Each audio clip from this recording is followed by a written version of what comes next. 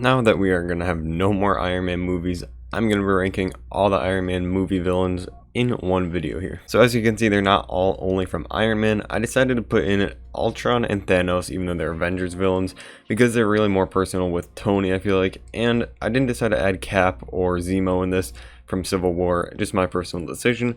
If you want to give me your ranking in the comments and include them, that's fine. So our first villain here is Obadiah Stane, or Ironmonger from the first Iron Man movie. For this villain, I really liked how him and Tony were working together and they were partners. Well, then Obadiah slowly became more and more evil with his plans.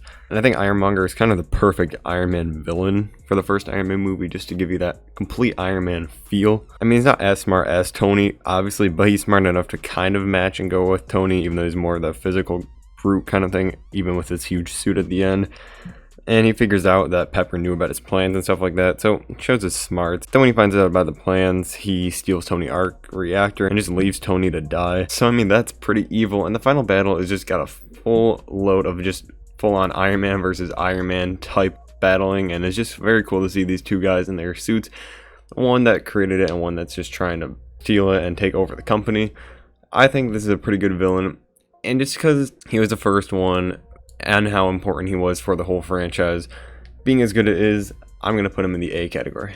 Coming in at number 2, we have Whiplash. Now, I really believe there's a good character in Whiplash somewhere, but the mess that was the script of Iron Man 2 did not showcase that at all. We have a man who went through a lot of loss and is intelligent enough to replicate Tony's tech, but what we get in the movie feels very rushed and doesn't feel like we get enough of a look into him because they're trying to push so much. And I hate to do it, but Whiplash is in the D category, just a boring character which could have had so much potential. Moving on, we have Justin Hammer.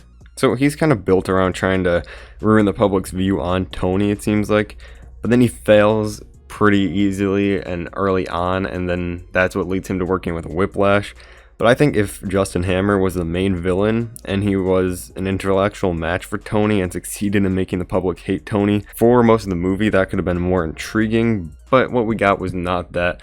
Kind of a waste of a great actor in Sam Rockwell. He's just going to go in the C category. A lot of potential, I feel like, but they just didn't do enough.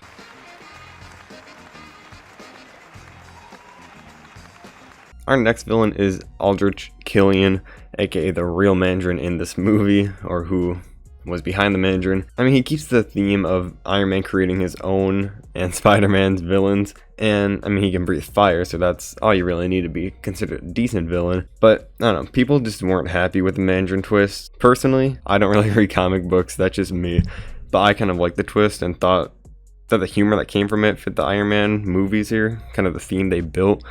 And I think Aldrich was a pretty good villain who was kind of had some badass powers. And I think he was a pretty good mastermind, really, with his whole plan. I'm going to give him a B, and I know that's going to be unpopular, but I just liked him in this, and I don't think he was a bad villain. I just think if he was the main villain and people didn't get the Mandarin twist, that wasn't a thing, I think people would like him a lot more. Moving from controversial villain to another one that's not even really a villain, but I decided to throw him on here just for fun. We have the Mandarin, who's not really the Mandarin, but we're going to get him in Shang-Chi, so there's that.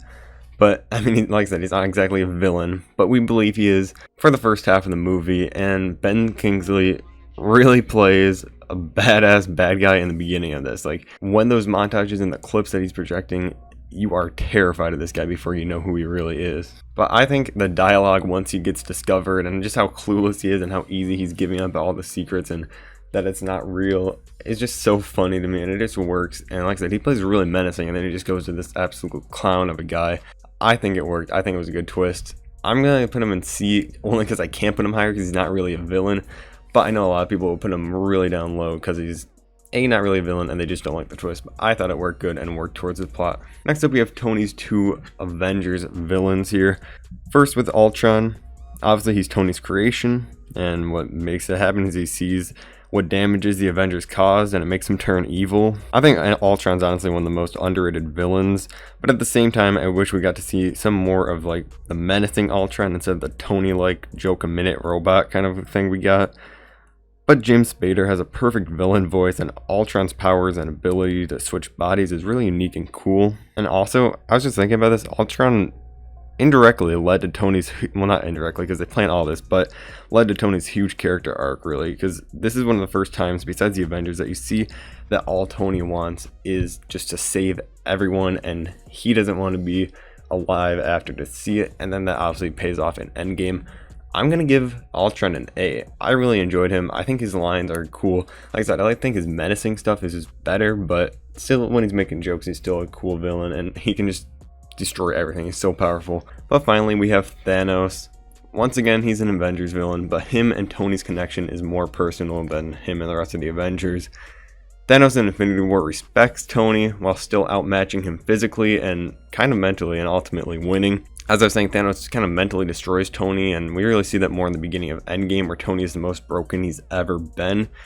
Thanos' victory also made Tony come out of retirement because Tony knew he had to undo the snap. That's why I'm counting him here. But going back to Infinity War, the battle on Titan between him and Tony is probably the best fight in the MCU one-on-one. And Iron Man taking the stones and making the ultimate sacrifice in Endgame earned Thanos a spot here. And he goes in the S category. I don't have to explain anything else about why Thanos is in the S category, but that was just my reason as an Iron Man villain why he's up here.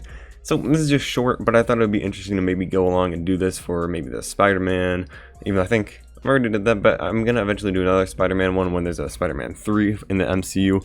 Maybe Captain America and Thor villains. Just an idea. Let me know what you think, and I'll be back in the next one.